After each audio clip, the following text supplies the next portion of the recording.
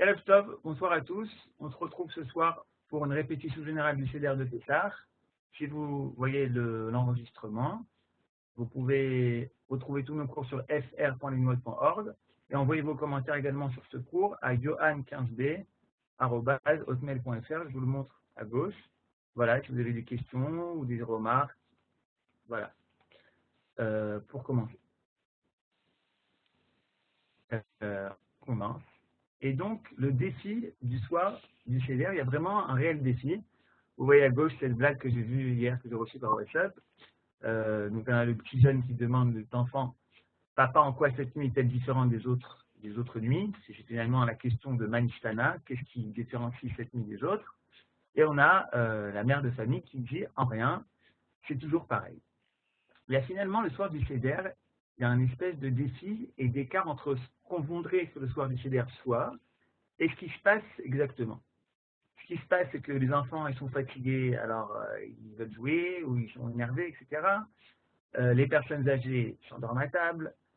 Seuls les adolescents, ils sont en colère. Bref, tout le monde est là sans être là. Et nous, d'un autre côté, on s'attend à une élévation spirituelle, on parle de la liberté, on veut arriver à cette liberté. Et finalement, le soir du CDR, chacun entend les ochim, les invités, vous attendez plus de chance, c'est qu'on arrive au moment du manger. Et donc, il y a finalement un défi le soir du CDR, c'est de pouvoir ressentir cette élévation, ce route, cette liberté. Finalement, on a un petit peu de difficulté.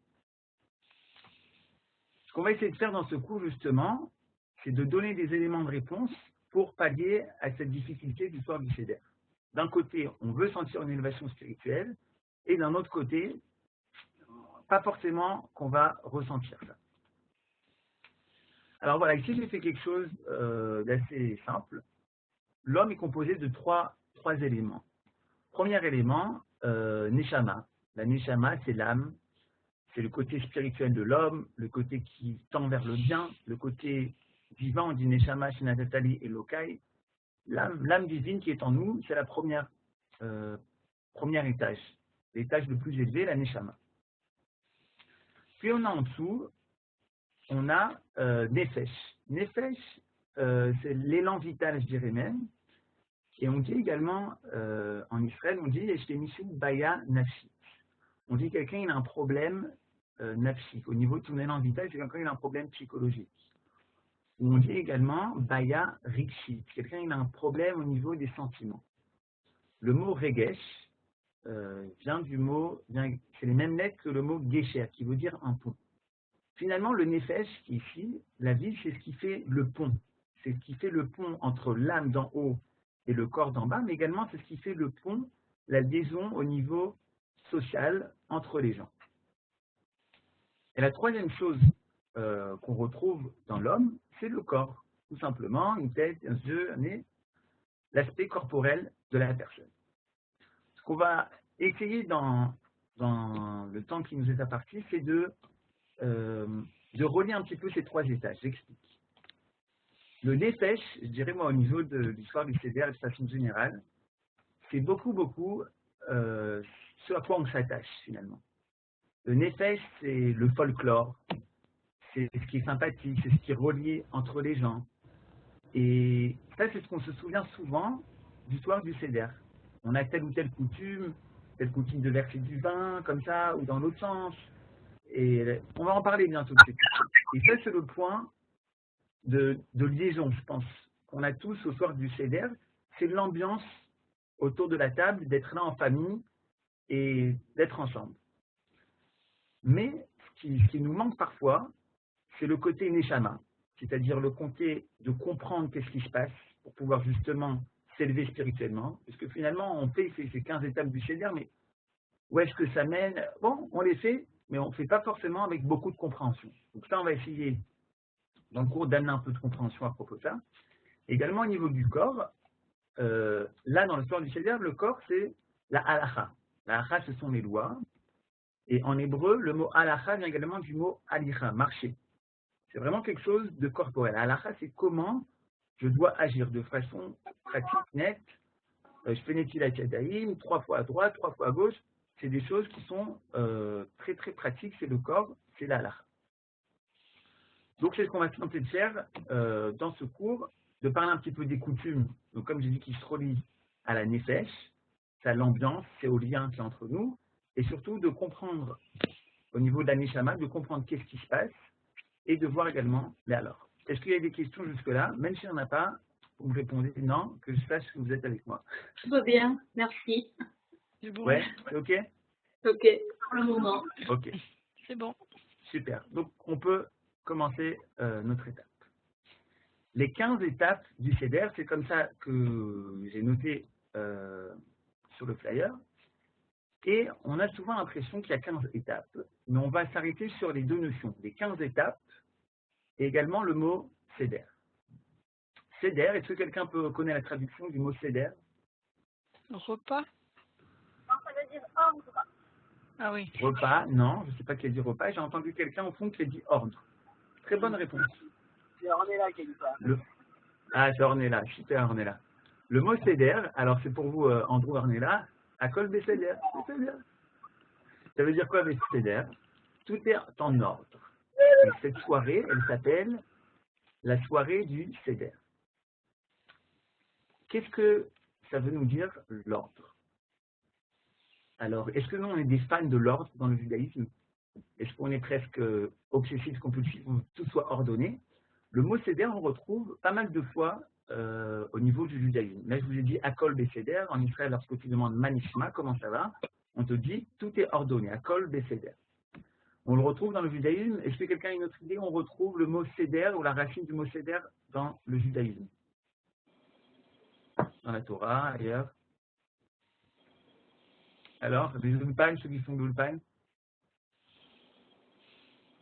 Quelqu'un l'entend? Non, je sais pas. Ok. Alors, on retrouve également le mot CEDER dans le mot Sidour. Vous vous rappelez le Sidour qu'on ouvre le livre de prière? On retrouve également le mot Sidour, CEDER. On retrouve également le mot CEDER dans Akipour. Il y a le CEDER Avoda, l'ordre qui devait faire le Kohen Gadol Akipour dans le Beth Amikdash. Tout ça, ce sont des notions de CEDER, mais on n'a pas encore expliqué qu'est-ce que ça veut dire cet ordre. Eh bien, l'ordre, c'est tout simplement... Il y a de l'écho. Alors, Il y a de l'écho. oui. Alors, ici, on va couper du micro. C'est peut-être...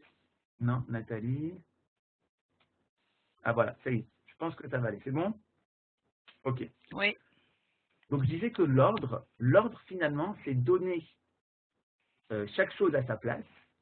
Mais lorsqu'on place les choses, on leur donne leur valeur.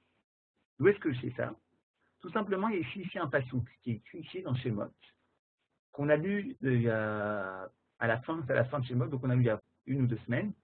Ve'veta et hashulchan. Attendez, je vous montre ici. Tac. C'est Dieu qui parle à Moshe. Il lui dit Ve'veta et hashulchan, tu amèneras la table, donc dans le Mishkan, dans le tabernacle, Ve'arachta et terko. On va voir ce que c'est ces mots. Ve'veta et amenora, et tu amèneras le candélabre, Ve'alita et amerotea, et donc tu introduiras, tu allumeras les bougies. Regardez comment c'est traduit Ve'arachta et terko, et tu en disposeras l'appareil. Mais ce n'est pas ce que ça veut dire. La vraie traduction du mot erer, ça veut dire le mot valeur. On voit qu'ici, il dit à Moshe que tu prendras la souveraine et tu lui donneras une valeur. Mais ça veut dire, il lui dit, tu le placeras en ordre. Le CEDER, c'est donner une valeur, donner un sens, donner une direction. Lorsque tu as une chambre où tout est en balagan, comme vous voyez derrière un peu, ben, ça ne donne pas envie, ça ne donne pas de valeur. Lorsque vous voyez quelqu'un qui est débraillé, qui est mal habillé, on dit, celui-là, il n'est pas misoudar, il n'est pas ordonné, ça ne va pas. Il n'a pas de valeur. Donc, donner un CEDER, c'est donner un sens aux choses, c'est donner une direction. Et donc, j'en viens maintenant à cette soirée. Quand j'ai fait le flyer, ma femme m'a dit, tu as écrit la soirée du CEDER, mais tu n'as pas une fois écrit le mot Pessah. Bon, je l'ai rajouté.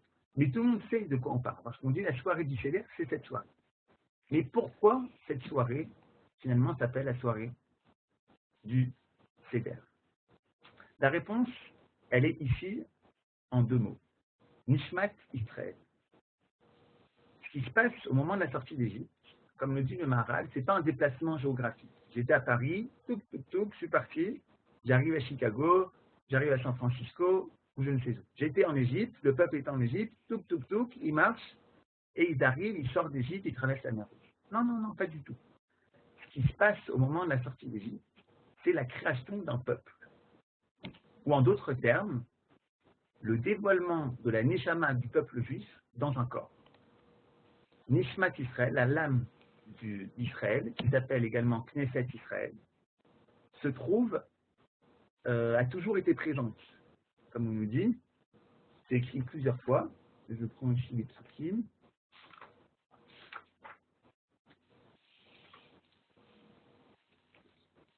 Je vous dis ça, c'est pas grave. Sauf Maaseh ben Marshava Techila. On a mis ça à la fin. Ça a été concrétisé à la fin, mais on y a pensé au début. C'est Dieu qui parle. De quoi il a pensé? Israël. Marshavaten chez Israël, Kadmar Olam. Israël a été fait avant même le monde. C'est-à-dire que la siba, la raison pourquoi le monde tient, c'est Israël. C'est Israël qui est le vecteur des valeurs, qui est le vecteur de la morale, et c'est pour Israël, et grâce à Israël, par Israël, que le monde tient. Dieu décide de mettre Israël sur place. Mais attendez, pendant 2000 ans, il n'y avait pas d'Israël. Il n'y avait pas d'Israël qui était là. Mais à la sortie d'Égypte, Dieu il prend cette Neshama, cette âme qui s'appelle Knesset Israël, il décide, ça y est, c'est venu le moment de l'insuffler, de la mettre dans un corps qui va s'appeler Am Israël. Et donc maintenant, on comprend tout. C'est-à-dire, pourquoi ça s'appelle de l'ordre? C'est parce que ici, il va y avoir un ordre intérieur, un ordre au niveau cosmique. Ça y est, il y a quelqu'un qui va détenir le message de Dieu, qui va pouvoir le diffuser dans l'ensemble du monde. Ça se déroule quand? À la sortie d'Égypte. Donc il y a un ordre au niveau intérieur. Dans l'intériorité des choses, il y a un ordre, puisque maintenant, il y a une tête, quelqu'un qui va être l'acteur principal, qui va pouvoir dévoiler Dieu. Et donc, cet ordre-là qu'il y a au niveau essentiel va faire en sorte qu'également dans les détails, on va avoir 15 étapes qui sont très très distinctes et qui sont très très ordonnées. Donc, Leila Seder, pourquoi c'est Leila Seder?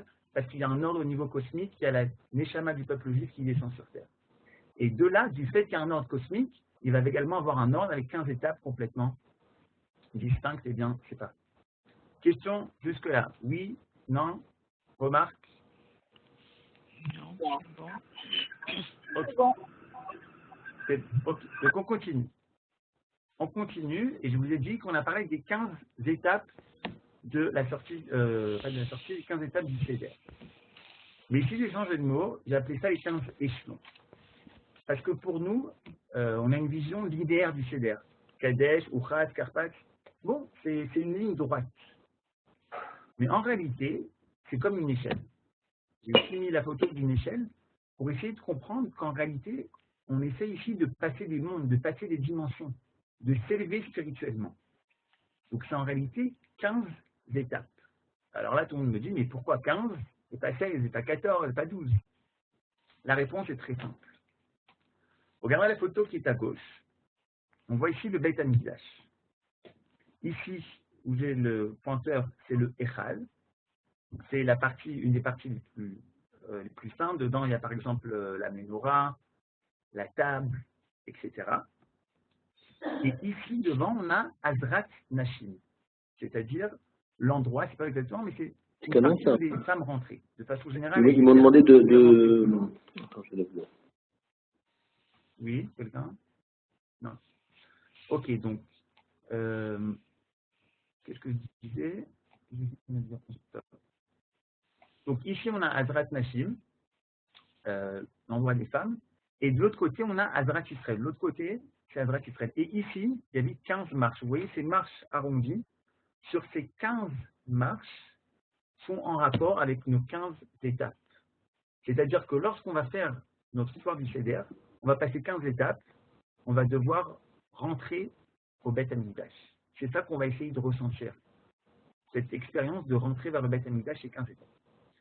Regardez ici un pasouk, Bitrou Bachem Adéad, qui beya Hachem sur Olamim.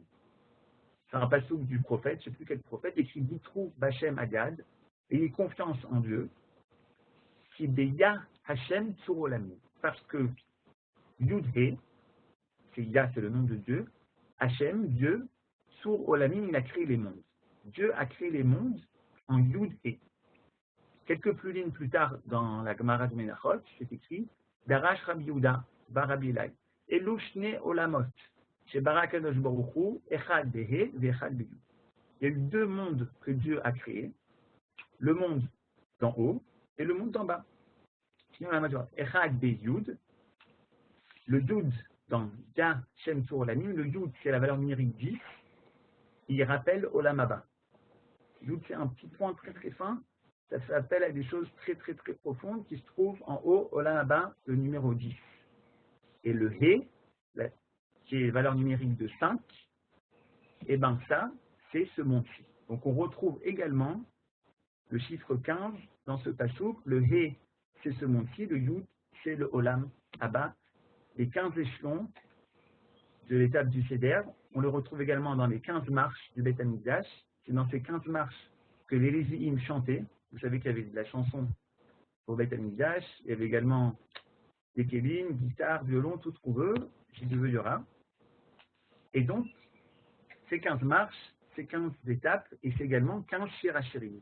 Pas Shir Hashirim, pardon, Shir Amalot. Dans les Télim, il y a 150 Télim, mais il y a 15 Télim qui commencent par Shir Amalot. Shir Amalot, et ça c'est plus connu, mais il y en a comme ça 15, qui sont aussi en rapport avec ces 15 marches. Donc on a compris maintenant la notion. Ce soir du Seder, les 15 étapes du Seder, on a compris pourquoi il y a 15 étapes, pourquoi ça s'appelle le mot Seder. Question? Oui? Non? Remarque? Oui, question. Oui.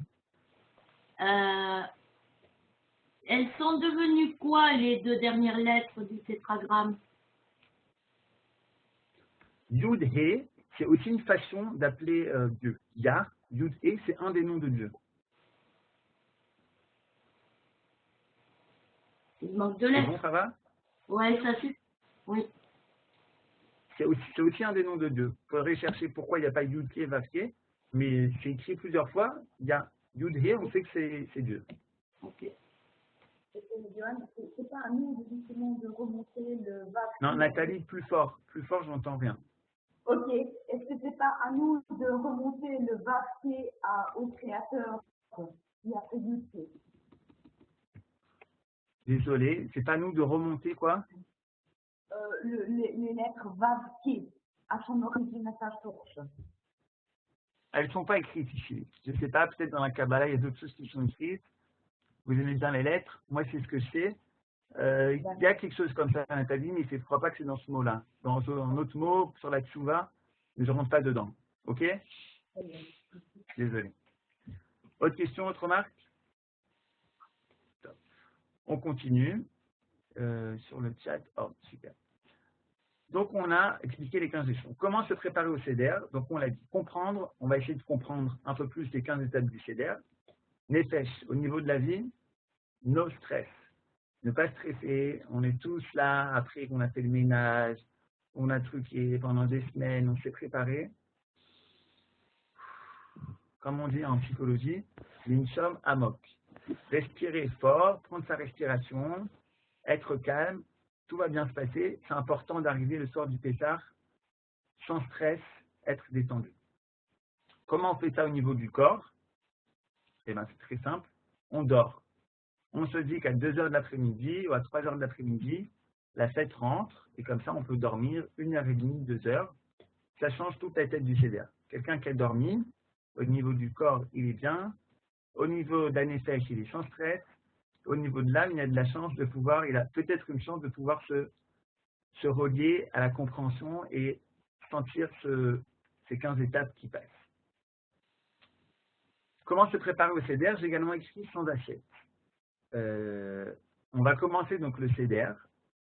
Et très souvent, il y a les assiettes qui sont déjà mises à table. On doit faire une belle table. On dit qu'on sort les plus beaux ustensiles qu'on a, on doit les sortir pour Pessah. Mais la vérité, en fait, ça trompe un peu les invités de mettre les assiettes déjà sur table. Il va y avoir beaucoup d'étapes avant qu'on mange. C'est beaucoup plus pratique. Conseil pratique, mettez pas les assiettes. On a tous une agada ouverte, on a tous le verre de vin. C'est suffisant. On commence avec le plateau du Seder. Donc le plateau du Seder, il y en a plusieurs. Ça, c'est selon le Harizal, la Kabbalah, c'est celui que la plupart des gens font. Je passe rapidement. Donc en haut à droite, le Zroa. Le Zroa, ça fait, est-ce que c'est je ne sais pas comment on dit, le veau, pas le veau, le bras L'os de de l'agneau, quoi. mouton. Un bras. Oui, mais c'est quoi comme, oubliez la partie de la viande? La cuisse? On va Non, dire que c'est ça. l'épaule. Cuisse de l'épaule, ok. L'épaule, on Oui, mange pas chacun la a cuisse. quelque chose. Ah. On mange pas la cuisse. C'est pas pour manger ça. Vous le mangez? Non, mais Ok, donc ça, on l'utilise pas la cuisse à cause du nerf sciatique. non, c'est comme la cuisse de poulet, je sais pas. J'ai oublié comment on dit en français, je vois. En tous les cas, il fait référence. L'épaule. Ouais. L'épaule. L'épaule, ok. Attends, on va voir ce que dit ma mère. Maman, tu dis quoi? L'épaule. C'est l'épaule qu'on met dans le Oui, corps du Seder? l'épaule, l'épaule. Ça marche. Ok. La permission de ma mère, c'est l'épaule. Ok. Donc l'épaule qu'on met là-bas, en haut à droite, droit. Qui fait référence aux droits nucléaires. On dit avec la main étendue, la main forte, et qui est ici également en rapport avec le korban, le sacrifice. À gauche, on met Beta, l'œuf, qui est en rapport au korban chagiga. On a mis plusieurs sacrifices. Un des sacrifices, c'est le korban de la fête. On met ici un œuf. Quel est le rapport? Bonne question, il faudra chercher. Au milieu, on met le maror. Le maror, de façon générale, ce sont la romaine. C'est de la romaine. Il faut que ce soit amer. On en reparlera. Le charoset, à droite. Bon, vous connaissez tous la recette. On met des dates. Je ne sais pas ce que chacun met. Ça se donne très bon. Et le karpas à gauche. Le karpas, ça peut être du céleri. Il y a beaucoup de minagim. Chacun peut me dire qu'est-ce qu'il met chez lui. À part du céleri, il y a quelqu'un qui met autre chose? Non, on n'a que des sparadrap. De l'endive. De l'endive. Pour le karpas, non. Non? Peut-être. Ah non, c'était pour le salade. C'est pour le maror. Pour le maror, Oui, il y en a qui mettent le karpas, qui mettent, qu'est-ce que je voulais dire, tapouach adama, qui mettent de la pomme de terre. Il y en a également qui mettent de la chazeret. C'est quelque chose qui est un peu plus nazim aussi. Non, je me suis trompé. C'est pour le maror. Bref, karpas, ça doit être un légume. C'est ce qui est écrit dans la halakha. Et karpas, pour nous, on pense que c'est le céleri. Il y en a également qui mettent autre chose, comme j'ai dit. Le maror, on le retrouve encore une fois, plus bas. Pourquoi il y a deux fois le maror? En fait, le maror qui est au milieu, ici, on va l'utiliser quand on va faire le maror, quand on va le manger. Et le maror qui est en bas, on va le manger, on va le prendre quand on va manger le sandwich, à Korer. Comme j'ai expliqué, il y a trois sortes de carottes. Je vous ai montré ici celle du Harizal qui va d'après la Kabbalah. Vous voyez ici, selon la Kabbalah, il y a 10 sfirotes, 10 forces de création que Dieu a utilisées. Et selon ça, c'est comme ça qu'il faut faire. Le Rama et le Gras ont d'autres façons de mettre le plateau du Seder. Chacun fait selon sa tradition. Question? Non? Ok. Oui? Des questions? Non, pas pour moi. Ok, Non. super. Alors maintenant, on va commencer, comme j'ai expliqué, on va essayer de à chaque fois faire les deux parties si j'arrive. Donc, première partie, essayer de comprendre, et deuxième partie, essayer de voir la halakha, qu'est-ce qu'on fait exactement. Kadesh. On va aller en fait d'après le Rav Kook, dans le livre du Rav Kook. Il y a un écho, qui a mis son écho? Oui, c'est moi. Juste le zéro, ça veut dire le bras, en fait. Oui, droit, ça veut dire le bras, je savais, mais je ne savais plus c'était quel animal. Merci.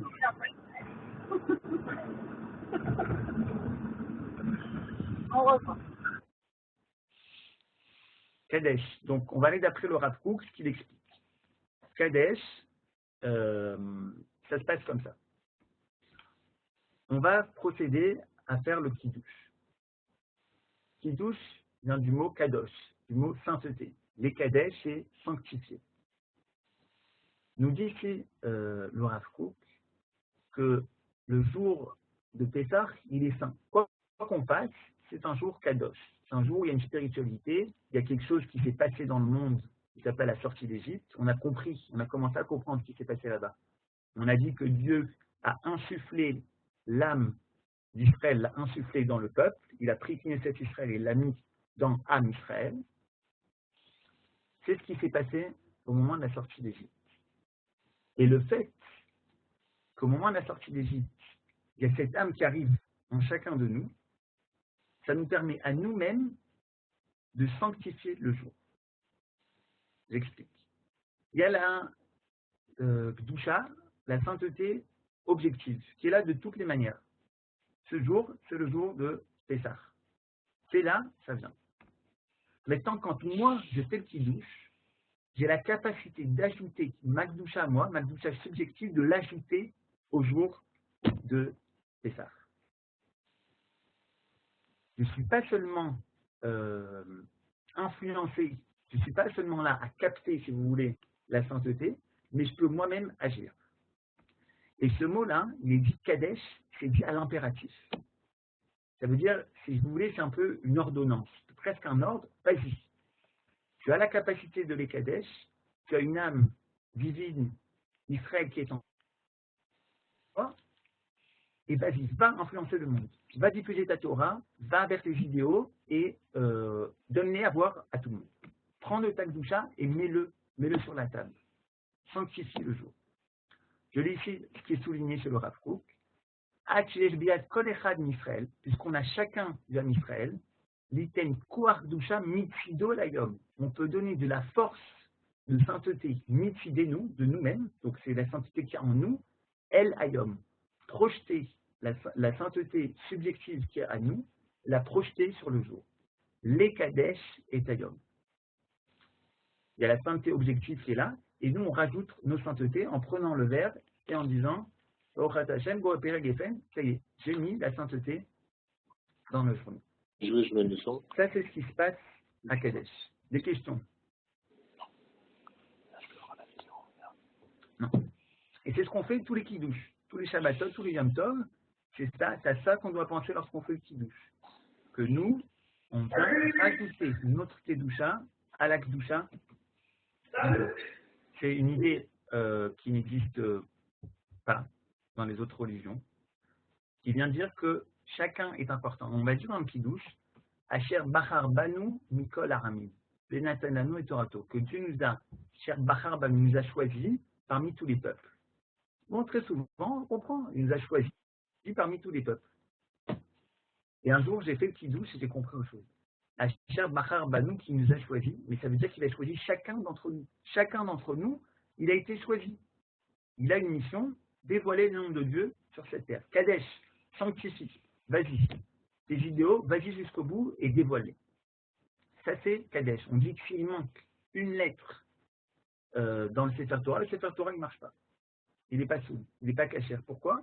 Chaque lettre, c'est un enfant d'Israël. On dit que s'il manquait une personne, une âme au mont Sinaï, Dieu n'aurait pas donné la Torah. Parce que chacun d'entre nous a été choisi, il a la potentialité de l'Ekadesh et Tayom, de donner de sa force de boucha sur la journée de Pessah, sur la journée de Yom Tov, sur la journée de Sabash et de façon générale dans le monde. C'est clair jusque-là? Question? Oui. Oui? Ok, super. Maintenant, à la fin. On passe, comme je l'ai dit, on a expliqué qu'est-ce qui se passe au niveau Kadesh. Maintenant, qu'est-ce qu'on fait avec le corps? Ce qu'on fait avec le corps, on prend un verre. Ok? Un verre beaucoup plus petit, il est dans la cuisine, je ne l'ai pas amené ici. Un verre qui doit faire 86 millilitres ou un peu plus. Pourquoi prendre aussi petit? Parce qu'on doit boire la majorité du verre. On doit boire également la majorité de révis. C'est-à-dire, si je prends un grand verre comme ça, et je dois boire la majorité du verre à chaque fois, c'est problème. Ça veut dire que je vais dire, à chaque fois, je vais boire 60, 70, plus. Non, là, j'ai beaucoup plus. J'ai au moins 150. J'ai au moins 100 millilitres à chaque fois si j'ai décidé de prendre ce verre-là le soir du Seder. Alors que si je prends un verre qui est plus petit, je vais pouvoir boire juste 45, 50 millilitres et j'ai bu à la fois la majorité de mon révite c'est 86 millilitres, également la majorité de mon verre. C'est clair? Oui. Ok, je continue. Qu'est-ce qu'on met dans notre verre? Alors, il y en a qui veulent mettre du vin, c'est le mieux. Au niveau du vin, c'est pas le top. Surtout ceux qui font le jeûne des premiers-nés, qui font jeûner toute la journée, commencer avec un verre de vin, pas top. Ce qu'on peut faire, on peut mélanger. Ceux qui aiment, ils peuvent mélanger un petit peu de vin et un petit peu de jus de raisin. Ça passe mieux, c'est une possibilité. On préférera de préférence le vin rouge. Tac, tac, tac. Et également, il y a la grande chose qu'on fait le soir du Seder, c'est bien évidemment ça. Pourquoi j'ai mis ce petit chat-là? Parce que je n'ai pas trouvé de photos. À l'époque, comment on s'accoudait à l'époque? Ou plus exactement, pourquoi on s'accoude? On s'accoude à l'époque pour être comme des rois. Une seconde. Rava, si tu peux voir Ben Simon, s'il te plaît. Okay. On s'accoude pour être comme des rois. On s'accoude pour être comme des rois. Alors très souvent, comment on s'accoude? Voilà, on s'accoude, ça donne quelque chose comme ça. C'est pas pas du tout bien. On n'est pas du tout à l'aise. Et voilà, il faut s'accouder. Alors on trouve comment. Non. Déjà, on doit s'accouder du côté gauche. Ok. Pas du côté droit. Et donc, on prend dans la main droite le verre et de la main gauche, on s'accoude. Le mieux pour s'accouder, c'est très simple. C'est de tourner sa chaise. Voilà, j'ai tourné ma chaise ici, on ne la voit pas. On est voir là, voilà. J'ai tourné ma chaise et je m'accoude comme ça. Là, ça c'est un kiff. Ça c'est vraiment un kiff. Je suis bien accoudé, je suis tranquille et je peux boire un coup. Ou ça, ou même sur l'épaule d'un copain, c'est également faisable. Mais là, je me sens libre. Je me sens tranquille, et pas un petit truc aussi sur la table. Voilà. Ça c'est pour s'accouder.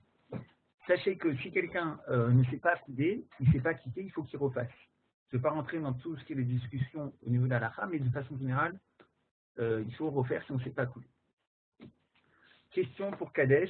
Est-ce que quelqu'un a des minagim, d'autres choses à rajouter sur ça? Vous pouvez dire non, comme ça je sais que vous écoutez. Non. Ok. Non. Super. On passe donc à la suite. Kadesh, on a compris au niveau de la halakha également ce qui se passe. Urchat. Tout de suite après, on va se laver les mains. Regardez comment c'est magnifique ce que le Rav Kook dit. On a parlé Kadesh, on a dit qu'il faut des grands idéaux, on a chacun la force de Gdusha, on peut amener cette sainteté, amener le nom de Dieu sur terre, dévoiler Dieu sur terre. C'est super, c'est waouh, on peut tout faire. Beaucoup d'idéaux, beaucoup d'idéalisme. On veut y aller, on veut influencer. Mais attention à ne pas être fanatique, attention à ne pas être radicaliste. Aujourd'hui, malheureusement, parce que vous savez ce qui se passe avec Daesh et compagnie, on passe dans le fanatisme. Pourquoi? Parce qu'on n'a que ce Kadesh. On veut, au nom de Dieu, alors on est prêt à tout faire. On est prêt à faire sauter des gens, on est prêt à décapiter des gens. On fera tout pour le nom de Dieu. Kadesh. Allez, on va jusqu'au bout. La Torah nous dit pas du tout ça. La Torah nous dit Kadesh, et juste après, regardez ici, Urchat. C'est déjà un Vav à Chibour. Ce Vav, il veut dire et. Attention, Kadesh, va, influence, montre qui est Dieu. Mais Kadesh, Urchat. Ce que tu vas faire, c'est que tu vas te nettoyer les mains. Comme on dit souvent, la fin justifie les moyens. Eh bien non, le judaïsme ne dit pas du tout. La fin ne justifie pas les moyens. On doit avoir des moyens qui sont propres, avoir les mains propres pour arriver à un but qui est Na'ala. J'ai oublié comment dire en français, un but qui est élevé. On n'est pas là à écraser les autres parce qu'on doit arriver à notre but. Ah, le but, c'est le truc, allez, j'écrase tout le monde, je fais tout le monde. Non, Kadesh ou Khatz. Par exemple, mitzvah abal et avera, assour. On ne peut pas pour faire une mitzvah faire une avera. Exemple, j'ai volé, j'avais pas de matzah, j'ai volé un matzah. Ah oui, il fallait faire la matzah, c'est le soir de Pessah. Non, ça marche pas dans le judaïsme. Autre exemple, le loulav à Soukot, loulav gazoul. Il y a toute une soulia dans la Gemara, toute une discussion. Est-ce que si on a pris un loulav, on a volé un loulav de quelqu'un, est-ce que ça marche? La Gemara dit non, on ne peut pas, parce que tu as volé quelqu'un pour un but divin, ça ne marche pas. Kadesh ou Khatz. C'est bon? Je ne vais pas lire le Rav Kook, parce qu'on va essayer d'être un peu plus rapide. N'oublions pas que les Égyptiens courent derrière nous. Il y a Tsanou Bechi Bazon, donc il faut aussi le soir du Seder, j'en profite, essayer d'avoir un rythme, de prendre un rythme, pour pas que ce soit trop ennuyeux, trop endormant. Avoir un rythme, ce que je dis, on peut le dire à chaque fois en 2-3 phrases, et passer comme ça les étapes. On passe. Oui, je m'excuse.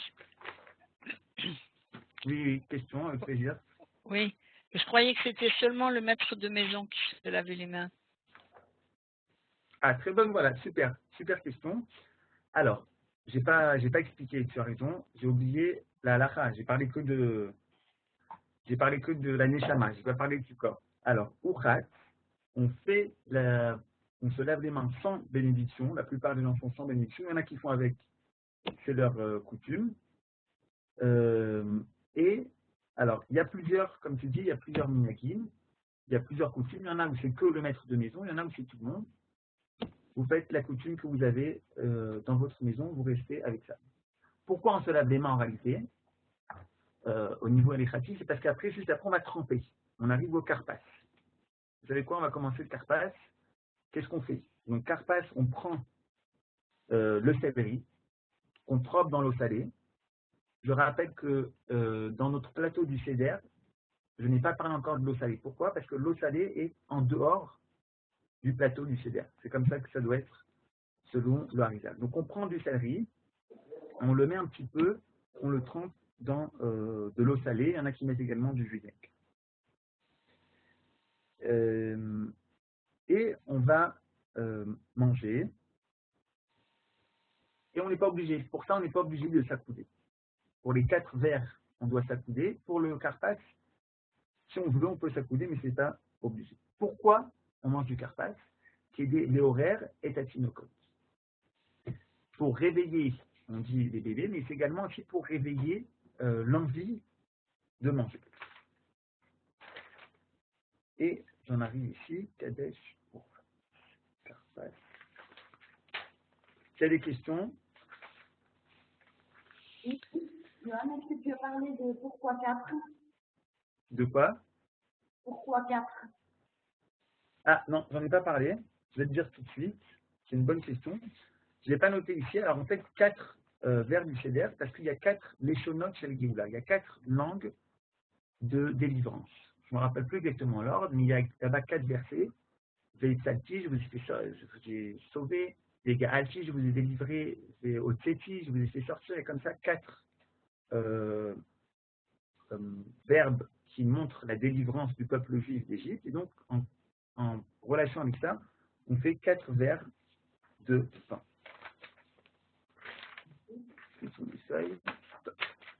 C'est pas grave pour le moment. Karpas, on va y aller. Karpas, le but du karpas, c'est de réveiller en nous l'envie. Si vous voulez, c'est l'apéro. L'apéritif, c'est ce qu'on fait. On mange un petit peu pour que ça nous donne envie d'aller, de manger un peu plus. Et voilà, chez les Sfaradim, on appellerait ça la kémia. Maintenant, pourquoi on fait ça? Pourquoi on nous donne envie de manger?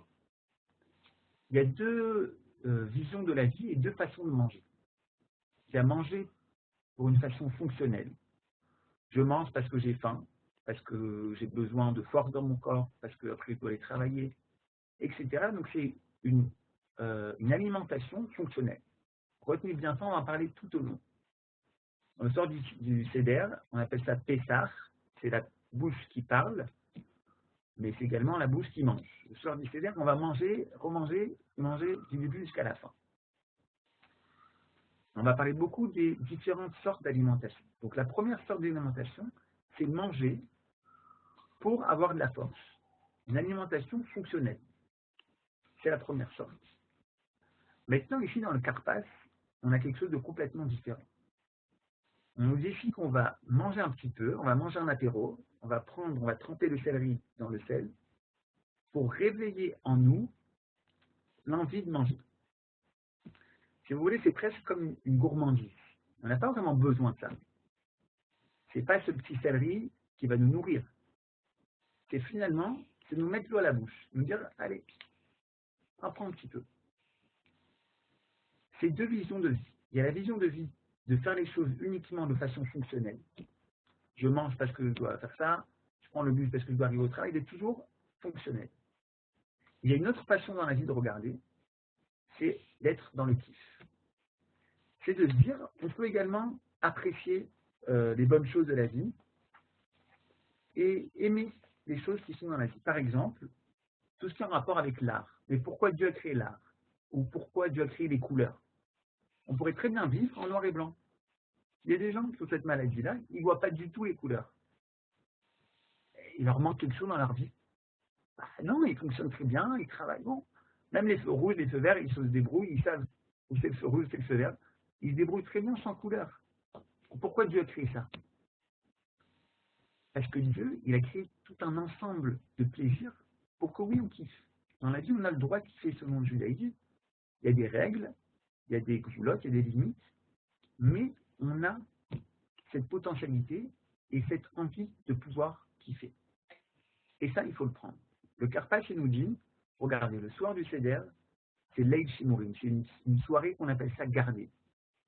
Donc on va vite, on te fait déjà goûter un petit peu à cette achila, cette alimentation qui, je dirais, presque de la gourmandise. C'est pas encore la gourmandise. La gourmandise, on va la voir à la fin, mais qui est pour nous donner envie de manger. Tu ne manges pas que pour être fonctionnel, mais pour être profiter. Souvent, je suis madrich, donc je fais des tchoudim, des tours guidés en Israël. Alors parfois, on se trouve à Masada, on monte, et puis on redescend. On se trouve dans le désert, on tourne en rond. Point A, on tourne, on retourne au point A. Et alors là, il y a les gosses, les ados qui disent, mais pourquoi on fait ça? Quelle valeur il y a à ça? On était au même point, on est tourné, on est revenu. Là, eux, ils n'ont pas compris justement cette notion de pouvoir profiter du moment présent, pouvoir profiter de la vie. Pour eux, chaque chose doit être fonctionnelle. Je fais une chose pour atteindre un but, pour quelque chose. Et c'est toujours, malheureusement, le pour, il est toujours extérieur à l'action que je fais. Si j'ai une action qui est aller, donc je marche, pourquoi? Pour aller au bureau, mais donc la signification de cette marche, elle n'en a pas. Je pourrais aller en bus, en métro, en taxi, ça ne m'intéresse pas. Ce que je fais, c'est aller vers quelque chose. C'est toujours être dans le fonctionnel. Mais non, on peut également aller au bureau et en même temps profiter de marcher au soleil. Bon, en Israël, il y a du soleil, je ne sais pas est-ce que vous êtes, quel temps il fait, mais c'est ces deux relations. Manger de façon fonctionnelle et manger également pour avoir le plaisir. Avoir une vie où on n'est que dans le fonctionnel ou également avoir une vie où on se laisse guider par le moment présent et on peut avoir du kiff. Ça, c'est le Karpas. Question. Oui? Non? Ok. On continue. Karpas, qu'est-ce que j'ai dit? Donc on trempe, tac, tac, tac. On doit manger moins que Kazaï. Donc on mange vraiment un tout petit peu. On n'a pas besoin de manger une quantité grande. Le Kazaï, c'est une petite quantité. Et c'est suffisant. Comme j'ai dit, c'est vraiment juste pour réveiller l'envie de manger. Yachat. On passe à Yachat. Qu'est-ce qui se passe? Voilà. Yachat. Yachat nous dit comme ça. On va voir déjà qu'est-ce qu'on fait au niveau halakha avec les mains. On prend la matzah du milieu et on va la couper en deux. Voilà. Alors, il y en a même qui disent qu'il faut couper avec une forme de V. Il faut la couper un petit peu tordue. Pas comme dans le dessin, mais comme ça. Presque en diagonale. C'est impossible. N'essayez pas. Vous n'arriverez pas. C'est pas possible. Ceux qui peuvent faire ça, c'est ceux qui ont une matzah qui ressemble à une pita, en fait. J'explique. Une fois, un des invités nous a ramené à la maison cette matzah-là. Cette matzah qui ressemble énormément à une pita. C'est comme une pita, c'est épais comme ça. Et on n'a pas accepté de mettre ça le soir du Seigneur. C'est pas possible, c'est du Hametz, ça va pas. C'est une pita qui nous a ramené. Alors en fait, ce qui se passe, c'est tout simplement qu'au lieu de mettre au four une matzah qui est toute fine, il prend beaucoup de pâte, il ne la laisse pas lever, donc c'est pas du chametz, et il met la pâte aussi épaisse et la met dans le four. Si on a une pâte qui est épaisse comme ça, alors à ce moment-là, c'est comme une pita, vous pouvez vraiment déchirer au yachatz et faire de la façon que vous voulez. Vous pouvez faire le dessin que vous voulez. Donc n'essayez pas. Bref, on coupe yachatz, on coupe en deux cette matzah. On va voir la grande partie.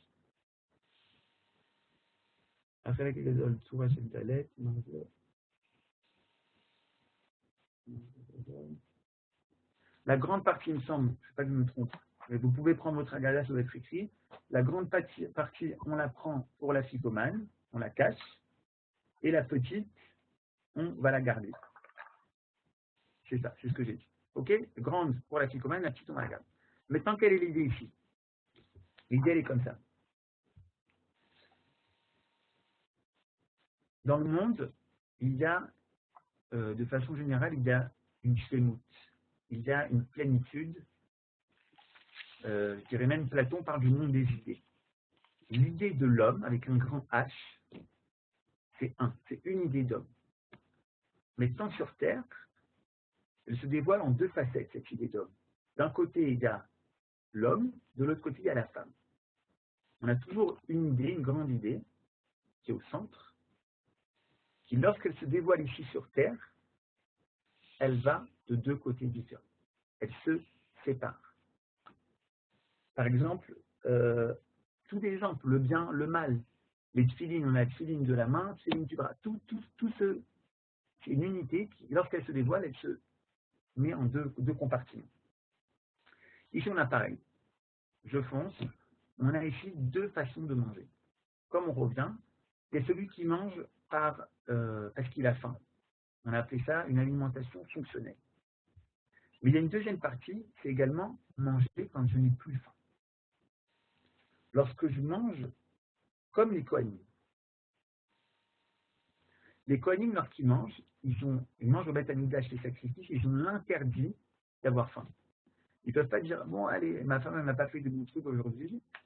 Allez, je vais aller au Beth Amikdash, prendre un petit peu de viande à la hache, comme on dit, un bon barbecue. Ce serait super. Un Kohen, il dirait, dès que je veux, j'ai un barbecue au Beth Amikdash qui m'attend. J'y vais quand je veux. Pas possible. Il faut que lorsqu'il mange les sacrifices, il soit déjà rassasié. Donc on a ici en fait deux sortes de manger. Un manger qui roll, qui est pas sain, c'est l'alimentation fonctionnelle. Et après, on a l'alimentation qui est sainte. Et je lis ici, chez Ifshar Klal, chez Tavu Achilat HaKodesh, Imlo B'Agdamat Kol Seder HaTov V'Hanae, L'Arsharat Achila.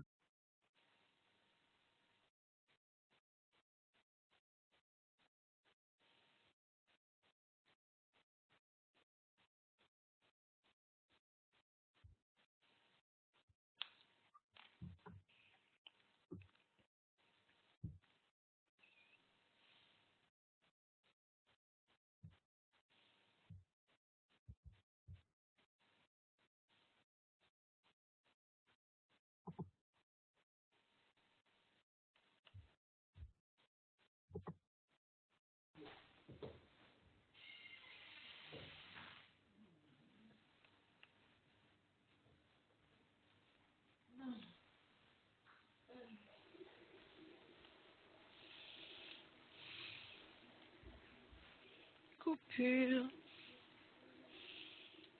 Problème technique.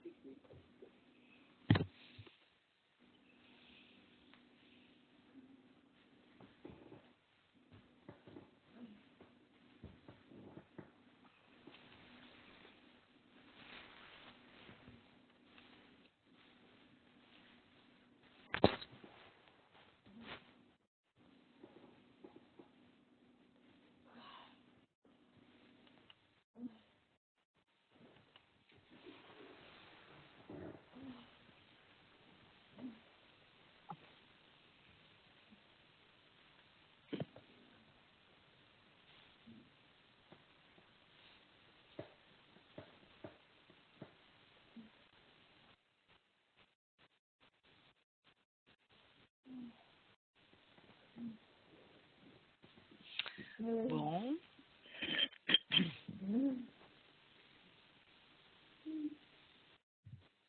On n'entend plus non plus. Je lui ai envoyé un message sur le téléphone. Il a peut-être une coupure électrique. Il va peut-être se rebrancher.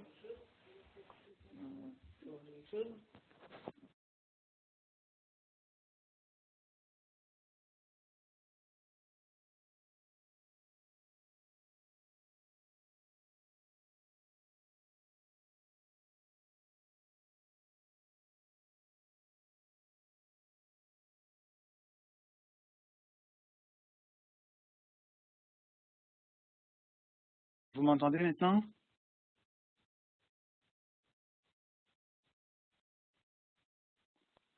Est-ce que vous m'entendez? Est-ce que vous me voyez? Papa, c'est pas grave. Tu m'entends, Rava? Je t'entends, je ne te vois pas. Ah, ça y est, je te vois. Ça va venir. Ok, désolé. Voilà, problème internet à la maison, je suis sur mon téléphone. Ça va revenir. Top, on continue. Donc on disait comme ça. Yachat, qu'est-ce qui se passe au Yachat? On coupe ça. On coupe cette matzah. On comprend qu'il y a le dévoilement de Dieu, il est dans deux choses. Il est dans le Chol et dans le Kodesh. Mais ces deux éléments ne sont pas dissociés en réalité. Le Rav Kook nous dit, on peut arriver à une Achidat Kodesh, on peut arriver à manger de façon sainte uniquement si on a mangé de façon fonctionnelle. Donc on doit manger de façon fonctionnelle pour pouvoir après arriver à manger de façon sainte. Et je dirais ça en un mot. Le mot chol, il vient du mot lachoul. Est-ce que vous savez ce que ça veut dire lachoul en hébreu? Non. Lachoul, c'est la capacité de, comment on dit, zechal, ça veut dire ça tombe. Pas ça tombe, mais ça vient sur. C'est-à-dire que le chol, c'est un support pour que la gdusha vienne dessus, pour que la sainteté puisse se mettre dans ce monde. Mais donc c'est ça qu'on fait dans ce yachat. On dit qu'on a besoin de deux choses. Cette entité qui vient d'en haut, qui est complète, elle se dévoile ici en deux parties. Un côté chol, un côté kodesh. Mais les deux, on a besoin des deux forment un tout. Le chol prend son rôle lorsqu'il laisse la place à la sainteté pour venir sur lui. Chol, la roule, retenez ça. Chol, c'est la capacité de, comment on dit la roule, de, on peut mettre dessus.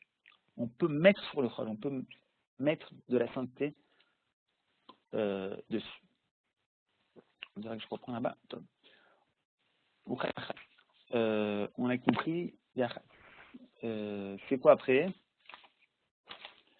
Kadesh, Uchat, Karpa, Shachat, Magid. On arrive ici au moment de Magid, la lecture de la Haggadah. Si vous avez une Haggadah, on ne va pas du tout passer dessus parce que le temps est court.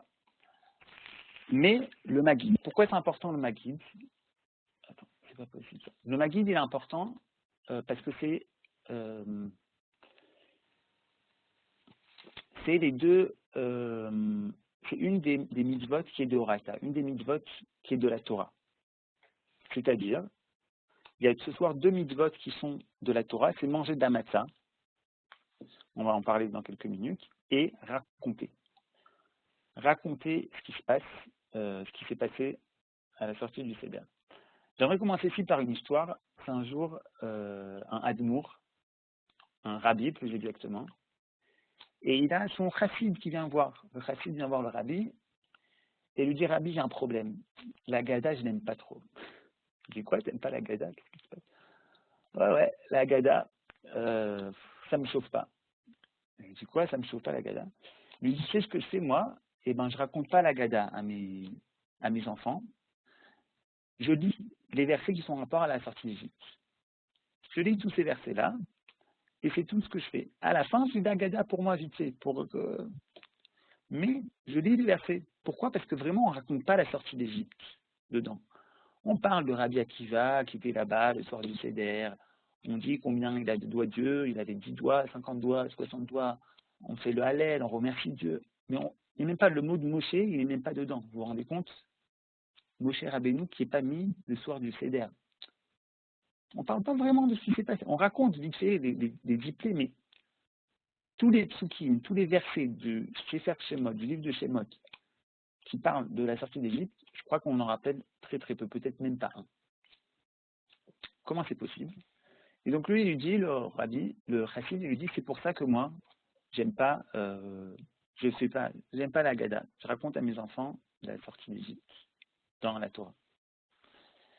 Et le rabbi, il lui dit, bah, tu te trompes, mon ami. C'est pas du tout ça. Toi, tu penses qu'on est des historiens, qu'on est là pour raconter ce qui s'est passé il y a 3300 ans. Alors toi, tu cherches à nous raconter ce qui s'est passé là-bas. Mais vois bien, regarde les maîtres. Nos maîtres ont mis dans la Haggadah de Pessah le fait justement qu'on ne va pas tellement raconter la sortie d'Égypte. On va raconter Rabbi Akiva comment lui il a vécu la sortie d'Égypte. On va raconter après, c'est-à-dire que le Maguid, on doit vraiment être là pour pouvoir ressentir les choses. Comme on dit, comme si lui il est sorti d'Égypte, on te demande toi maintenant de sortir d'Égypte. C'est toi qui sors d'Égypte. Tu n'es pas là pour raconter des faits historiques. J'avais un professeur qui racontait toujours par exemple, si c'était ça, on aurait pris notre agenda, on aurait écrit ici, telle date, tel jour, il y a 3300 ans, nous sommes sortis d'Égypte. Et c'est pas du tout ça qu'il veut. Ce que les Chachamim, les maîtres veulent, c'est que nous sortons d'Égypte. C'est ça qu'on doit faire dans le Maguid. Alors comment on fait ça dans le Maguid? Eh bien tout simplement en donnant des tashkidim, en donnant des rôles à chacun. Comment on fait pour donner des rôles à chacun? Il faut que chacun ait son rôle le soir du Seder. Là, on passe au côté technique. Alors, on peut faire des jeux, on peut faire des quiz. Par exemple, on peut donner à chaque enfant un rôle différent. Toi, tu as le rôle, par exemple, de découvrir et de couvrir les matzot. Je vous pose une question.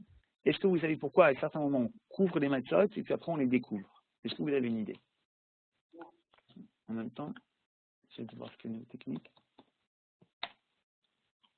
Chers amis, vous êtes là? Pourquoi on découvre les matzot tout au long du Seder? Est-ce que c'est par rapport au verre de vin pour le kidouche, quand on couvre le pain? Très bonne réponse de Chava. Alors regardez, moi j'ai compris ça cette année. Qu'en fait, à chaque fois qu'on va couvrir les matzot, c'est parce qu'on va s'occuper du vin. Vous pouvez peut-être regarder dans la Haggadot, qu'est-ce qui se passe. Je ne sais pas, vous pouvez ça plein de fois.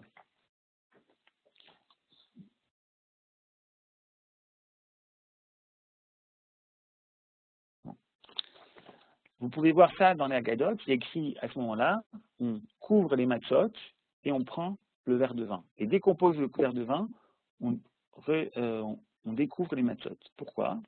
Il y a écrit al matzot ou mourir. On doit raconter la sortie d'Égypte, on doit vivre la sortie d'Égypte face aux matzot. Donc de façon générale, les matzot sont découvertes. Maintenant, à chaque fois qu'on s'occupe du vin, on recouvre les matzot et on lève le verre de vin, on fait quelque chose qui est en relation avec les matzot. Bon, voilà, je vous dis, je suis un petit peu paumé parce que j'ai un problème technique ici. Maguid. Donc on a dit ce qu'on voulait dire sur le Maguid. Le plus important, c'est de ressentir la sortie d'Égypte.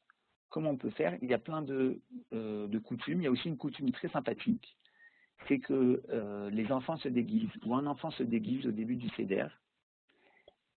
Il se déguise comme un esclave. On lui dit d'où tu viens. Je suis sorti d'Égypte. Où tu vas? Je vais en terre d'Israël. C'est pour ressentir. Et également à la fin du Seder, on arrive à la cinquième verre. On a vu qu'il y a 4 verres qu'on va boire. Et il y a aussi un 5e verre qu'on fait, mais qu'on ne boit pas. On va verser, mais qu'on ne va pas boire. Ce verre-là, c'est le verre d'Eliaou Hanavi. Et donc, il y a aussi un minag, une coutume, que quelqu'un se déguise en Eliaou Hanavi. Et il passe derrière, et les enfants disent « Ah, on a vu Eliaou Hanavi, c'est le moment de la délivrance, et de Wanavi est parmi nous. C'est également quelque chose qui est très sympathique, qui permet véritablement de ressentir la sortie d'Égypte le soir du Seder. Voilà. Est-ce que quelqu'un a d'autres coutumes qui fait justement pour essayer de sentir ça, qui peut nous faire partager? Non? Voilà. Peut-être pas votre coutume, Johan, Oui, tu m'entends?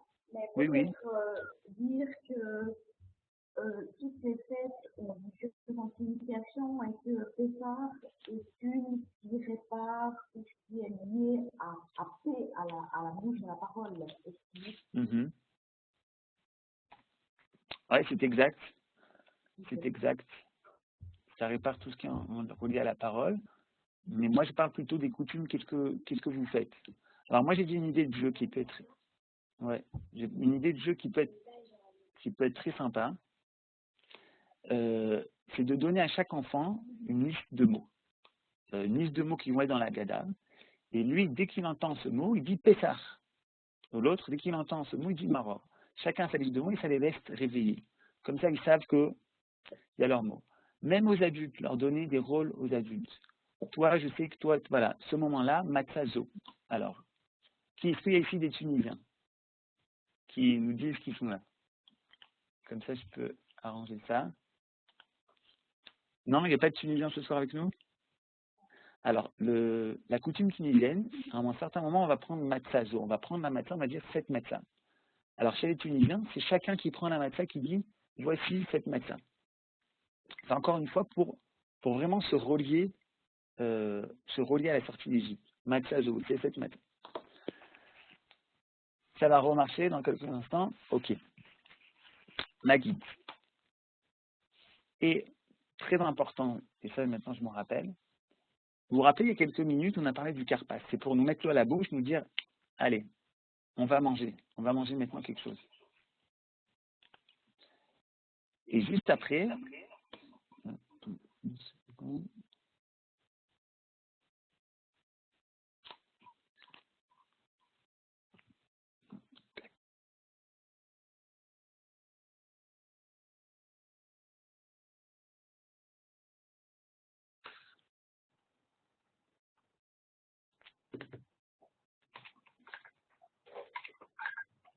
j'ai pas la vidéo là.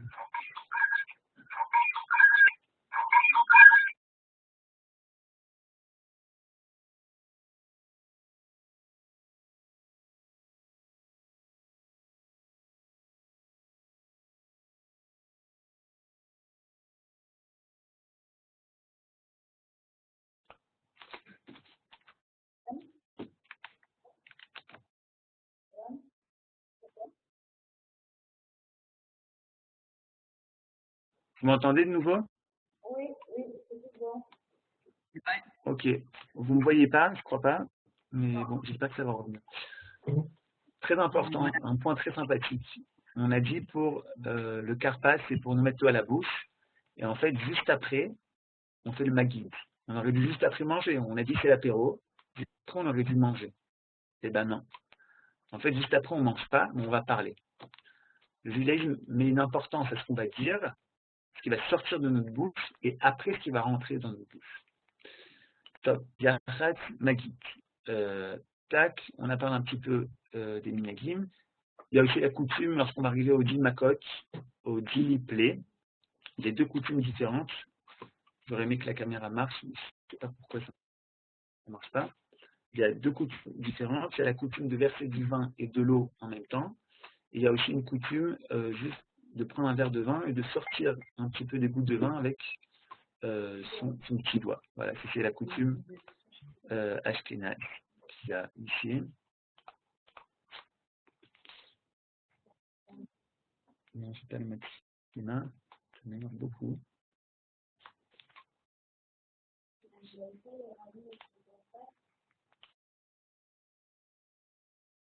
Ok, on continue. Rorta. Rorta, c'est très simple. On se lave les mains comme chaque Netilat Yadayim. Est-ce que quelqu'un sait qu'est-ce que ça veut dire Netilat Yadayim? Quelqu'un a une idée?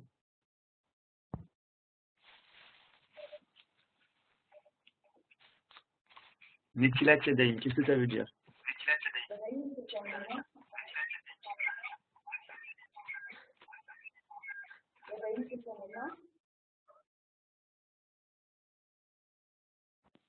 Qu'est-ce que vous avez dit?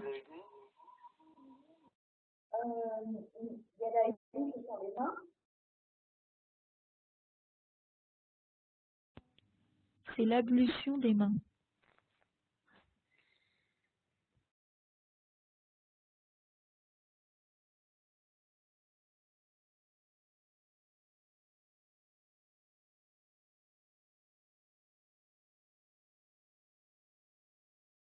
Alors, très, très bonne réponse.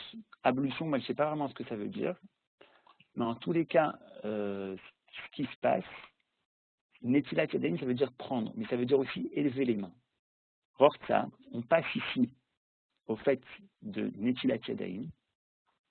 On veut élever le côté matériel. C'est ce qu'on fait avant. Les mains, ça représente l'endroit des actions. C'est avec nos mains qu'on va agir, on va bouger.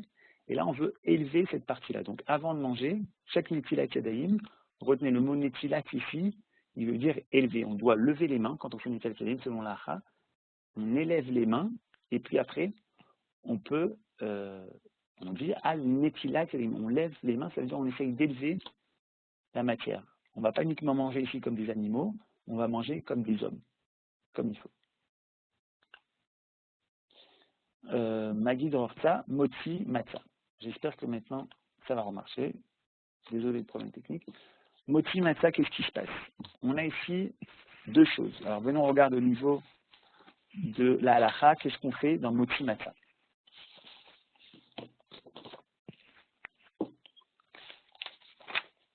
Donc on a toujours nos trois matzot qui sont présentes. On a gardé la petite matza et on va prendre également celle qui est en dessous.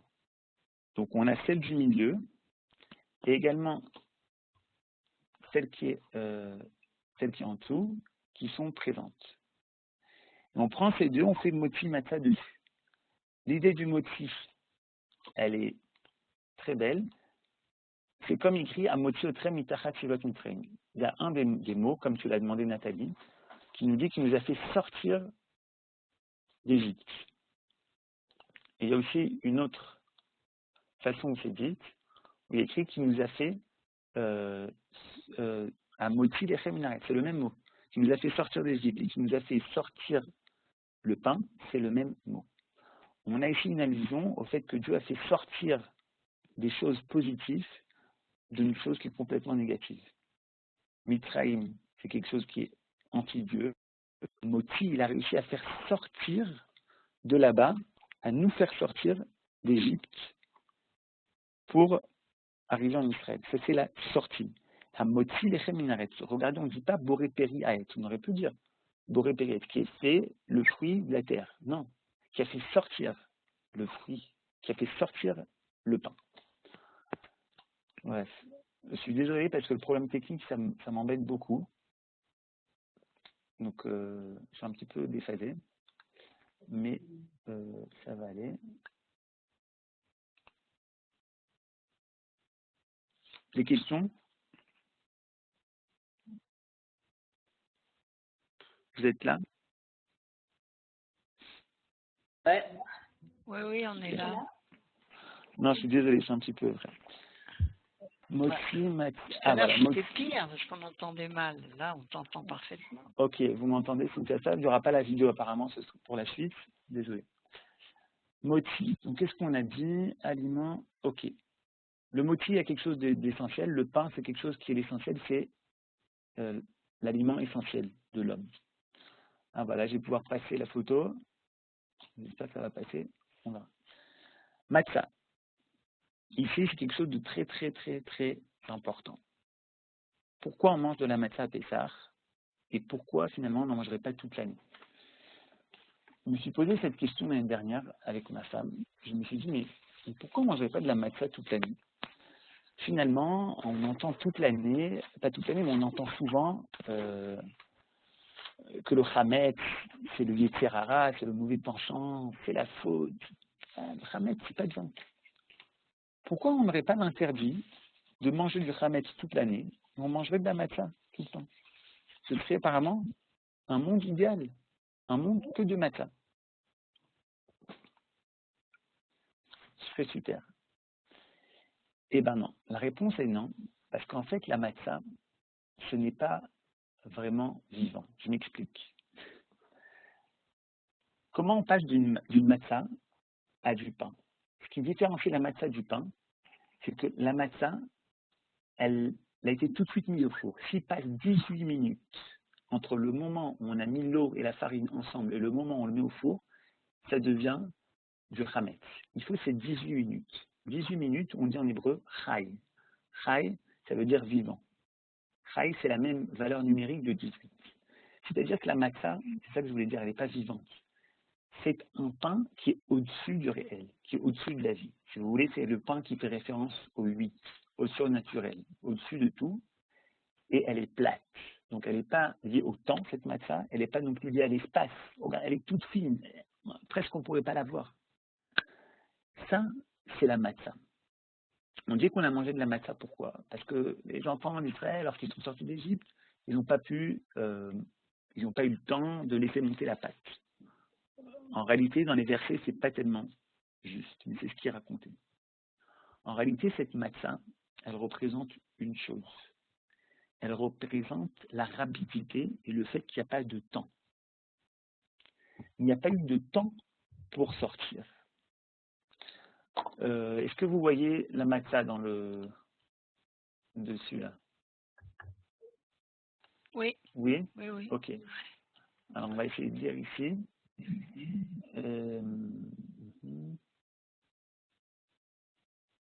Non, c'est pas écrit ici, c'est pas grave. L'idée de la matzah, c'est ça. Pourquoi on est sorti en courant? C'est parce que Dieu, il veut montrer qu'il y a quelque chose ici de divin. Le Maharal, encore une fois, qui parle de ça, c'est très très beau. Tous les autres peuples se sont formés de façon adragatique, avec un processus. On essaye de construire une identité nationale. Ça prend du temps. Il y a quelqu'un qui vient, ou par exemple pour notre religion, il y a Jésus qui vient, puis après il y a les apôtres, et ça prend du temps. Ça a toute une démarche qui se crée pour former un peuple, pour former une religion. Mais là, le fait que cette matzah n'a pas eu le temps, ça veut dire que le peuple juif, il n'est pas inscrit dans le temps. Il est au-dessus du temps. On dit que le peuple juif, il est Am Hanetzar, le peuple éternel. Mais d'où tu sais qui c'est le peuple éternel? Mais tu le sais parce que depuis sa création, il n'a pas été écrit dans le temps. Cette matzah veut nous dire, on est au-dessus du temps, on est au-dessus de la matière. Cette matzah est toute fine. On est dans le temps, mais on n'y est pas vraiment. C'est toujours ce paradoxe du peuple juif. D'être à la fois le peuple éternel, donc qui n'est pas limité dans le temps, mais d'un autre côté, de se trouver ici dans le temps et d'influencer sur les événements qui se passent. Ça, c'est le mot de matzah, la rapidité. Pourquoi il y a besoin de cette rapidité? Le Maharal nous dit, c'est parce que la rapidité montre qu'on n'est pas inscrit dans le temps et que c'est ici une action divine, une action élokite. Théola élokite, netto. Il n'y a pas du tout d'influence du milieu, l'influence des peuples. C'est après un processus, non. Directement, c'est Dieu qui est intervenu pour nous faire sortir d'Égypte. On dit, l'Oaliédé Chaliar, l'Oaliédé Malar, ce n'est pas par un ange qui nous a fait sortir d'Égypte, c'est Dieu lui-même. C'est pour nous dire, il y a ici création divine. On revient à ce qu'on a dit au début. Le mot Seder, c'est Dieu qui insuffle l'âme d'Israël dans le peuple d'Israël. C'est quelque chose de divin du début jusqu'à la fin. C'est ce que nous montre la matzah. Maror, on passe rapidement. Ah non, voilà, ça c'est passé. Maror. Pourquoi on mange du maror finalement? C'est dommage. On est à la soirée, on doit être comme des rois et on décide de manger du maror. Alors petit 1, c'est pour nous rappeler d'où on vient. Bah oui, on était esclaves, il y avait là-bas l'amertume du travail, etc. Et également, c'est pour nous montrer que dans chaque épreuve de la vie, dans chaque mériroute, dans chaque maror, dans chaque amertume, on peut là-bas trouver un petit peu de lumière.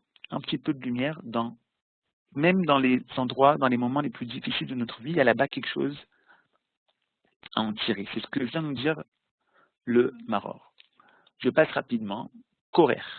Alors Korer, c'est très intéressant. Voilà, je passe ici à Korer, tac, tac. J'ai rajouté ici quelque chose de très intéressant pour Korer. C'est un outil, Korer. Zecher la Migdash qui est Hillel. Vous voyez ici. Pourquoi on fait ce sandwich? Parce que selon Hillel, on devait manger et le maror et la matzah en même temps.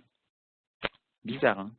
On a dit que le maror, ça représente des choses négatives, des moments d'épreuve, l'amertume. Le maror, j'ai oublié de le dire, on doit le manger avec du charoset, donc on le trempe dans le charoset, mais on doit enlever le charoset. Ça, très peu de gens savent. On garde tous, on ne sent pas l'amertume. Non, non. Tu prends le maror, tu le trempes dans le charoset et tu enlèves. Tu en laisses un tout petit peu. Donc on doit vraiment sentir. Selon la fin, on doit sentir l'amertume. Ici, dans le Korer, dans le sandwich, c'est faire la migdash qui Hillel, parce que Hillel, il avait justement cette vision ardoutique, cette vision du shalem, du entier, de l'unité. Zecher la Migdash. Qu'est-ce qu'il y avait au Migdash? Il y avait justement cette unité entre le monde d'en haut, le monde d'en bas. Hillel, c'était qui? C'était l'homme qui faisait la paix. Au Ev Shalom, vers Odev Shalom, il faisait le shalom, la paix. Mais la paix, en français, en hébreu, c'est pas peace and love, la paix, c'est shalom, la shon shalem, qui veut dire la complétude. Hillel, c'est l'homme qui est complet. C'est ce qui représente le Migdash aussi. Et ce Korer-là, justement, on prend la mériroute, on prend l'amertume d'un côté, on prend la matzah, qui est le côté divin, qui est le côté plutôt festif de la fête, qui représente la liberté. On les met ensemble, on dit les deux ensemble, ils forment un tout. On passe à la suite, et c'est important, rapidement. Shulchan Aruch, très très important. Pourquoi? C'est bien sûr là qu'on va manger, on est content, la première partie du Seder est passée. Mais si vous avez regardé dans votre Agada, vous avez tourné, juste avant Shulchan Aruch, par quoi on a fini? On a fini par le Hallel. C'est-à-dire qu'on a commencé le Hallel déjà au début. Il y a l'interdiction de couper le Hallel quand on fait le Hallel à la Tfila. Et ici, on coupe le Hallel en deux parties. Qu'est-ce que ça vient nous dire?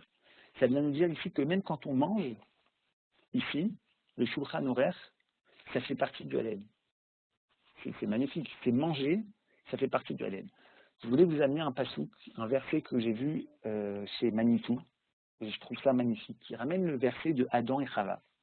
La faute originelle, il est écrit Mikol etz agan ochal, achol tochal, ou mi etz adaat tov vara lo tochal mimeni.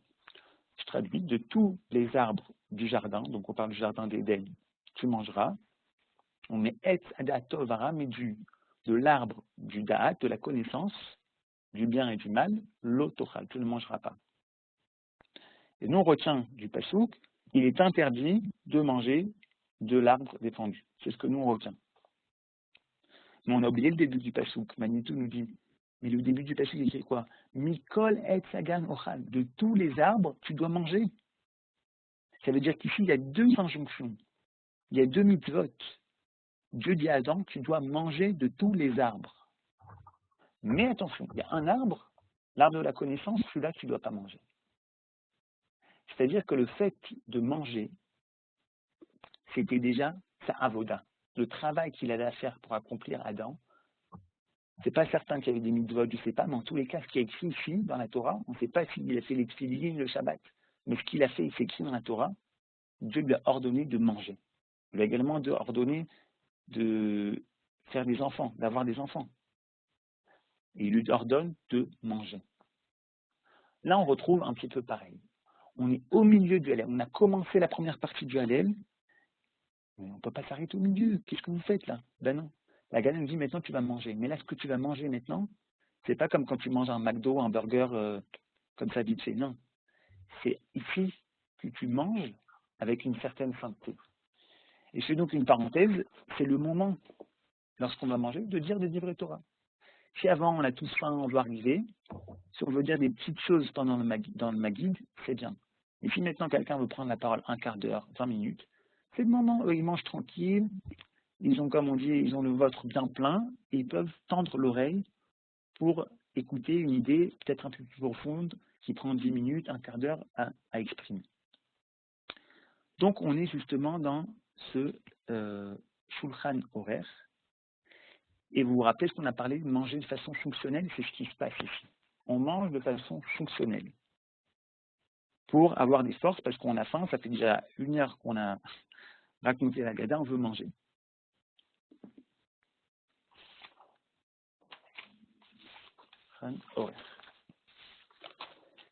Ça, c'est la valeur de ce repas.